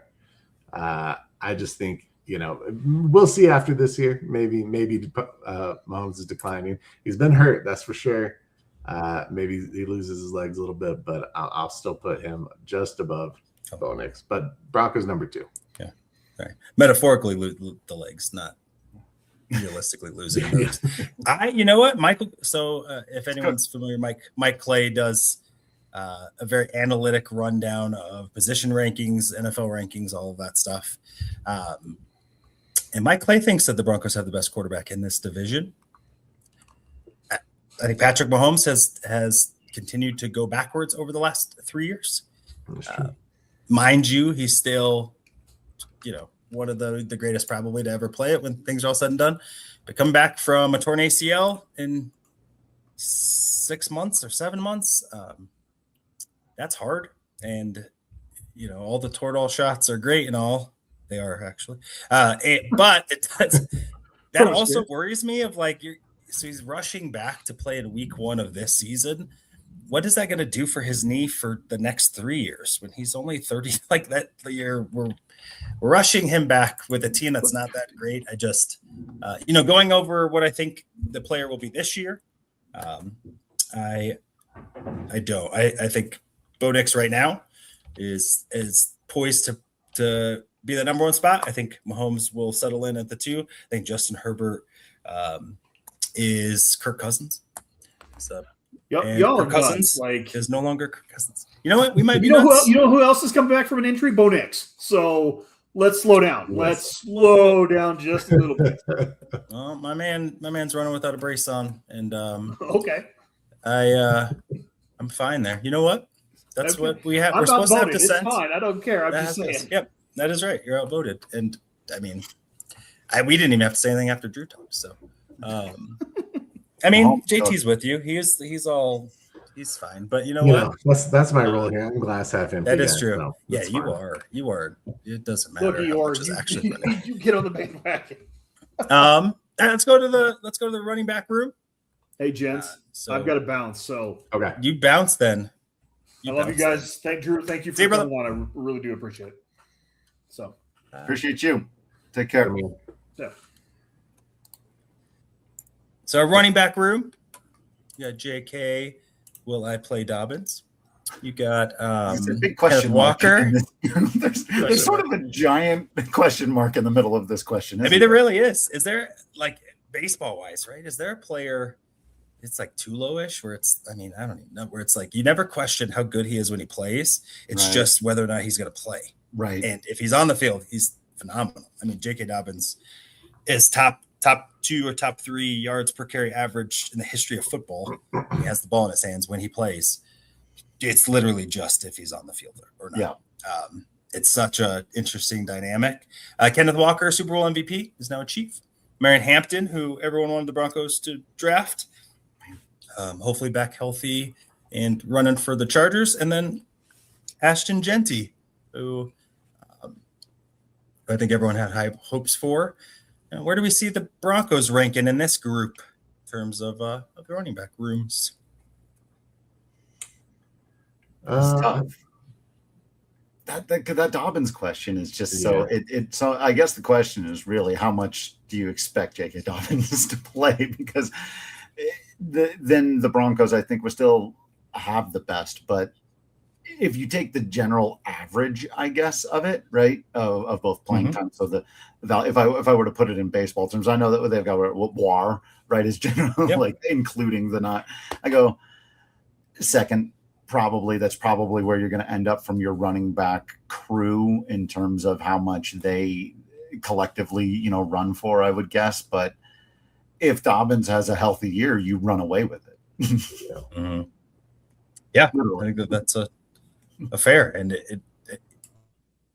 you have to account for what you think you're going to get production for, not just if we were to do it for one game, who's best, because it's his 17-game season, and he has yet to play all of them. Or I don't know the last time he finished a season. I think I don't know if he was able to get back on the field with the Chargers 2 years ago. He missed a chunk, but that is a huge if that is real, because data has suggested he's a guy that has weird things happen. What about you, JT? Or who do you think takes the number one spot if you were to give the crown to running back rooms in the AFC? Yeah, it's a tough division for running backs. I mean, there's a lot of potential at the position, but there's not a lot of actual production yet, and so it's hard to say. I mean, I probably will give Kenneth Walker the nod as number one right now with that in that room. I think that as a Super Bowl MVP, he's shown that he can produce, though historically he hasn't been super healthy either. So it's just a matter of how much workload he can handle. I think that they will try and run the ball more in Kansas City this year. I think they have to, especially with the inconsistency from the receiver group that they've been getting. They've got to rely on the running game. Kelsey's a year older. But I think I'd put Broncos number 2. I think Genty has a good chance at emerging this year and having a really good season. I think Hampton's got a chance, though. I'm not really a big Hampton believer, going back to kind of our draft stuff, but I like the young guys in the division, but I think that they've got to show something. I think JK's already proven that when he's on the field, he can produce.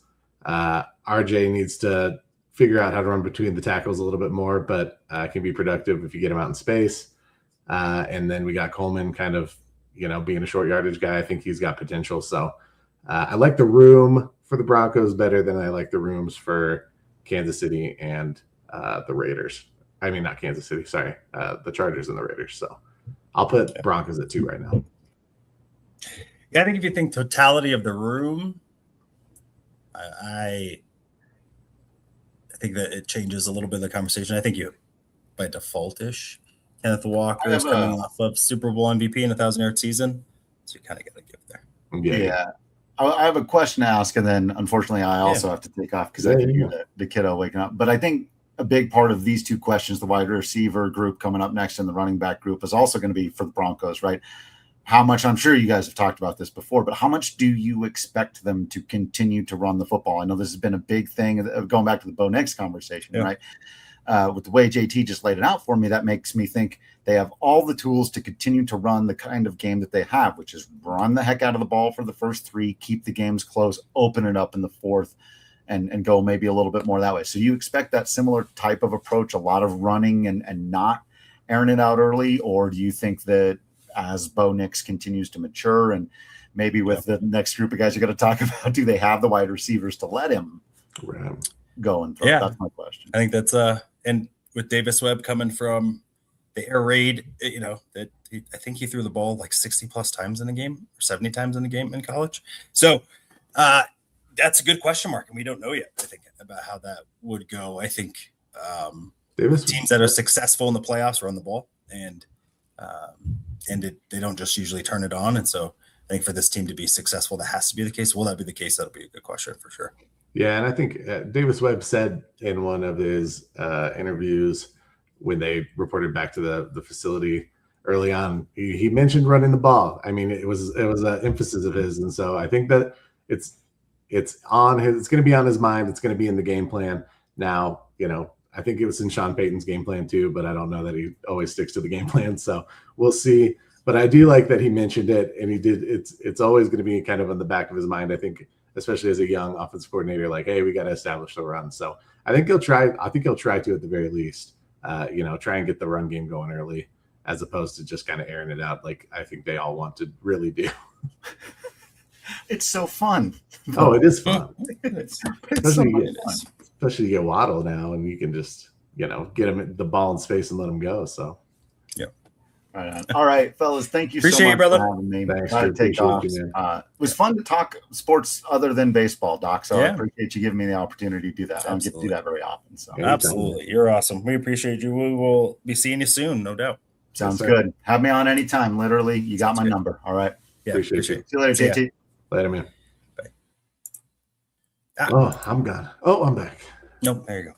All right, what do you got? What do you think running back? Did you say number 2 for running back? Yeah, I think I'm fine. I'd slot him in at the 2. I think just availability, RJ Harvey. I think sometimes you overvalue your own team, right? And so Yeah. I don't know that the rest of the league looks at RJ Harvey as scored 12 touchdowns and all that stuff. Jonah Coleman, is that any different than Emmett Johnson for Kansas City? So, Sure.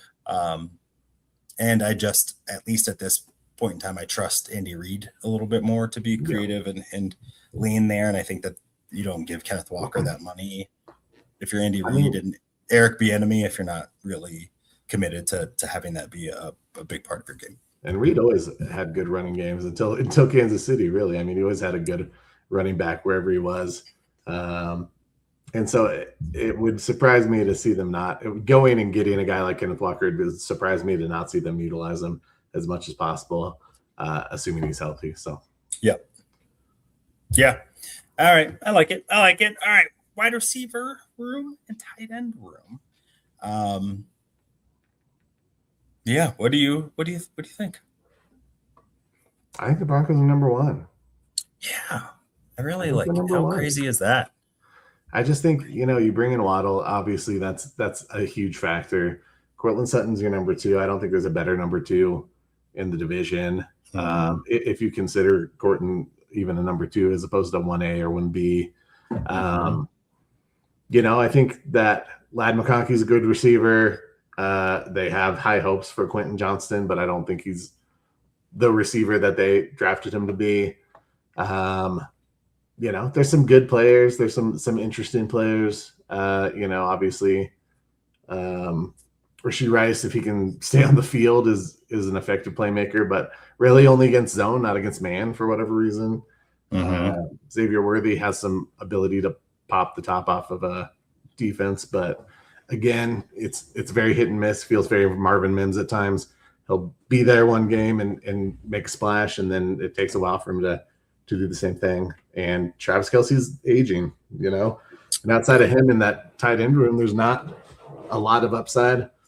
They have Noah Gray as their second receiver, who was a late draft pick. They have Jared Wiley, who's a solid depth guy, but I think maybe Oronde Gadsden and David Njoku are maybe the most interesting tight end duo in the division. But I think overall I'd give it to the Broncos. Yeah. Just do you trust Rashee Rice and Xavier Worthy? And more of it Xavier Worthy hasn't, I don't, it's speed, but tiny frame, frail dude. Right. Rashee Rice, good frame, weird dude. Yeah. Travis Kelce, is going to be the underneath merchant. But if you don't have, they have some speed. Taquan Thornton is fast. But I don't look at that and say like, hey, I would take any of their guys over our first two guys. And I think the tight end room maybe is where it like evens itself out a little bit because of I think that the rest of the division has really good tight ends. But Brock Bowers is probably the best of them, but by far. And he's alone there, and Gatson is at least came on strong. But again, and Njoku, but they're not going to line up with both of those guys because then what they're doing. Neither of them are great blockers, and so the run game, which I just don't. I don't love all of the personnel, so I would absolutely say the Broncos 1. I'd probably say the Chiefs 2, Chargers 3, Raiders 4. All right, let's go to O-line. It seems pretty slam dunk to me. Yeah, I don't think the Broncos would be 1. Yeah, well thought of throughout the league. Good depth, continuity, same group 3 years in a row, which is just awesome and unheard of. I like what the Chiefs are putting together out with their tackles yet. We'll see. Jalen Moore gives up a lot of sacks. Josh Simmons gets hurt. Yep. And I really like the Chargers tackles. We'll see what they do inside, but everyone's coming back from an injury there. And like J.K. Dobbins, I don't know that they won't get hurt again because it's the Chargers. Yeah. There's a more snake-bitten team. On paper, they may push Denver, but until they can show they can stay healthy, I think you got to give it to Denver. Yep. That's just where I'm at. Slater and Alt are, arguably the best duo of tackles, but again, show it to me. Show me that you can stay healthy or be there at least for a long stretch of the season. But yeah, that is a strength of that team, I would say, for the Chargers is their offensive line. Yep. Yeah, I dig it. All right, so we got the Broncos 1, Chargers 2, Chiefs 3, Raiders 4. Seems like quite the consistent theme here for the Raiders. Defensive line edge group. This was a little more difficult. Yeah. What are you thinking there? I'm gonna let you go on a ramble real quick. Yeah. I am gonna come off the screen, but okay. I right now I would probably put the Broncos at 2 or 3. I think that obviously, there's with Jonathan Cooper being back, that's a really important piece. Regardless of the off the field stuff, he's at camp, he's expected to play. Until he's not playing, he's part of the equation. So I do think that jumps Denver up. I would probably put them at 2 right now. Well, you know what? Maybe I'll put them 1, actually. Let me look. I'm looking at depth charts here just to make sure I'm not missing any transactions. Khalil Mack is good, but he's older now. I like some of the guys. Dalvin Tomlinson, good addition for the Chargers. Obviously, Chris Jones is a beast. Tonga from New England was a really good addition for Kansas City as a run stuffer. Yep. They have some guys, Omar Norman Lott and Peter Woods, that could be interesting depth guys. So I might. I struggle. I'm struggling, Doc. I'm not sure. I'm either going to put Broncos at 1 or 2. But I can't. I think with Nick Benito and Jonathan Cooper both being there now, and obviously an effective duo. There's been turnover on the defensive line with Franklin Myers, but I like Roach. I think that the guys that they have in there, I like that they drafted a guy for some depth. I think they did a fairly good job of reloading, quote unquote. Will it be quite as good as last year? Remains to be seen. But there's some guys in the room that can play. I think I may put them second just because I like some of the young pieces that Kansas City has in place. And I like Tonga a lot that they brought over from New England as their own stuffer. But man, it's tough. It's a tough group to predict. Max Crosby obviously is a beast for the Raiders, but outside of him, I don't really fear anyone else in that group too much. I don't know. Where do you land with all that? I think the Broncos, leading the league in sacks the last 2 years.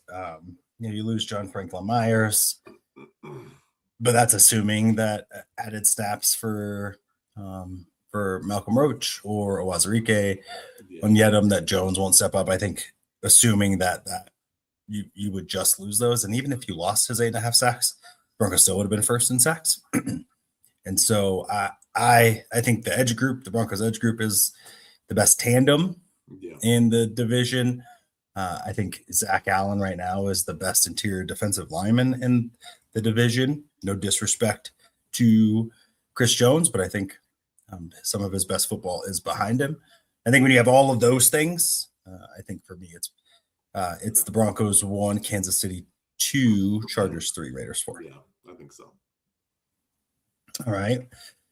Maybe the one place where the Broncos inside linebacker group, you can't spend everything everywhere, and this might be the one group where you got good production out of your linebackers last year, but not necessarily the name grabs that some of the other teams might have. I think Nick Bolton is good downhill. I think Drew Tranquil, converted safety, is good coverage. I don't like that pair actually better than the Broncos. I do really like Henley from the Chargers. I think he's an up-and-coming guy. I think Denzel Perryman is a really solid pro, and Troy Dye is a nice third. I agree. So I like that. I like that group. It'll be interesting to see Quay Walker and Nakobe Dean, former Georgia teammates, back together again. I think name-wise, that is a really interesting group, but they both underperformed in their previous spots, which is why they were allowed to leave. But I think they might get something out of that. I kind of like the upside there and the youth. That actually might be my favorite pairing. But feel good about where the Broncos are. How do you think of that group? Yeah, I would probably put Broncos at 2. I'd probably put the Chargers at 1, just because I think I want to see Walker and Dean on the field together. Obviously, there's some potential chemistry and upside with those guys, but again, like you said, if they were as good as advertised, they wouldn't be on this team probably. So, they are probably the best tandem. If you're throwing names out, but I don't know. I think that Singleton and Stranad played well last year. I think there's obviously some weakness there. I don't know. I think I would still put Denver 2. I'd probably put the Chargers 1. Okay. With that group. Interesting. I like the Chargers. I don't like them better than the. To be honest, though, like they all kind of got warts. That's interesting. But finding a really good, the Luke Kuechly's and Patrick Gold, they don't grow on trees, and I think that a lot of fans think that might be the case. I'm going to give you the rankings. One, because I think that it is that up where we'll just kind of it's going to have to play out on the field, and I don't mean that just to be cliche, but does Justin Strnad take a step forward, which he has? He's done a good job over the last 2 years of really just continuing to progress. Does Alex Singleton continue to play like he did over the last half of the season when he was just a force of nature, or is there something else? And I think the depth there is a little bit of an unknown for the Broncos. Jordan Turner's out, non-football injury, football related injury designation. So you hope maybe he's around, but a lot of unknowns. And I think some of the other teams have, I think, a little bit more of an established group. So I'll give it the Broncos being second or third with, I think any opportunity for all of those groups to switch. I think they all got a case for first, so I got a case for last, and we're in between. But with that, let's talk about the secondary. You got the Raiders, who Eric Stokes, Teron Johnson, and the potential boom and or bust, Jamon McCoy, with Jeremy Chin and Treydon Stoops as the safeties. For the Chargers, you got you have Still Hart and Dante Jackson, who was, in my opinion, really, really good player for them last year, with Derwin James and Tony Jefferson back there at safety. The Chiefs decided to go YOLO, brought back Snead, Noah Williams, who I really like, Christian Fulton, who is a wish he woulda coulda kind of player, and then Minnesota Delane, who first quarterback taken off the board, top 10 pick. Safeties, Jaden Hicks and Alani Gilman, maybe.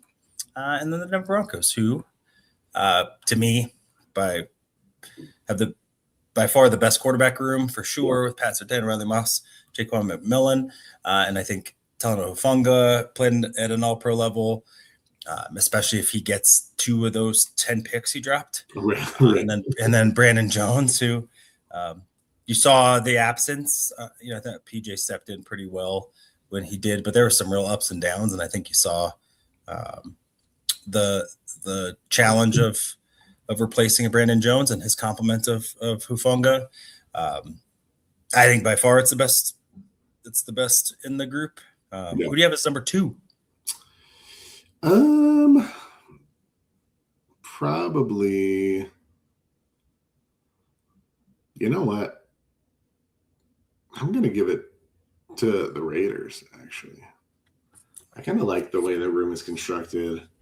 I like that they got Treydon Stooks. I thought he was a really good pickup for them. I like Jamon McCoy, so I really like their young guys. I'm not ready to give it to the Chargers. I want to see Mansour Delane as a, CV 1 or 2 on the field. I think that he's obviously has some really good upside and can be a really good player, but it's just an unproven right now. And I don't know. I just think that the upside of the room for the Raiders is the most interesting to me. So right now, I'll give it to them. Plus, they got guys who can play. Teron Johnson, Darian Porter, Jeremy Chin, Eric Stokes, guys that, can play a little bit. So I think the Broncos are easily number 1, though. I don't think there's much debate there. Yeah, I like how the Chargers played. It'll be interesting to see Chris O'Leary as their new defensive coordinator versus Jesse Winter, who is now the Ravens head coach, and see if there's drop off. I think Derwin James is kind of the best player outside of Pat Surtain in the secondary in any of the groups. I think Kansas City is far and away the 4th. That room is decimated, and but I don't even, outside of Delaney, I guess, I don't feel really good about any of their prospects in terms of high upside. And so I would have the Chargers too, just from what they did last year. But I do like your take on the upside. I do the Raiders, especially if McCoy hits, even kind of hits, have an opportunity to really have a plus group And then I just threw it in here, special teams. I actually think this is the one area where the Raiders have, I think, a strong case for having the best group. Okay. Matt Gay was pretty good last year. AJ Cole, to me, is probably one of the betterest punters in the league. Outside of that, you got Cameron, don't call me names, Dicker. J.K. Scott punting for the Chargers. You got Harrison Butker and Matt Araiza for the Chiefs. And then you got Will Big Nuts Lutz and Jeremy Crawshaw. Do we even care? No, not really. No. I mean, Broncos are probably, second, third, somewhere in there, But if you had Mims to the. Yeah, that's what I'm saying. Like, if you had Mims in there, I think it bumps them up for sure. I think Kansas City's Brashard Smith, who's a shifty, returner. I think he's solid. Trey Tucker for Vegas. And Cameron, oh no, who's that? Kick return. Keaton Mitchell. That can't be right. No, okay. Can't be. All right. Well, regardless, I think if you're giving it to with a returner, I think Broncos are number 2, maybe number 1. But otherwise, I think it's probably a little bit of a moot point. Exactly. All right. Who has the best coach in the division? Is it still Andy Reid? Well, not last year. I don't think Andy Reid coached very well last year, to be honest. But I would still probably give him the edge just for his resume and just the teams that he's put together. So, even though I don't think he was great last year, I think I think it's Andy Reid than the Broncos. I think Sean Payton's a much better coach than Jim Harbaugh. So I'm not going to, even though I like Mike McDaniels probably more as a coordinator for the Chargers than we know, just because Webb is just such an unknown quantity. I'm still going to give the edge to the Broncos at number 2. It's fair.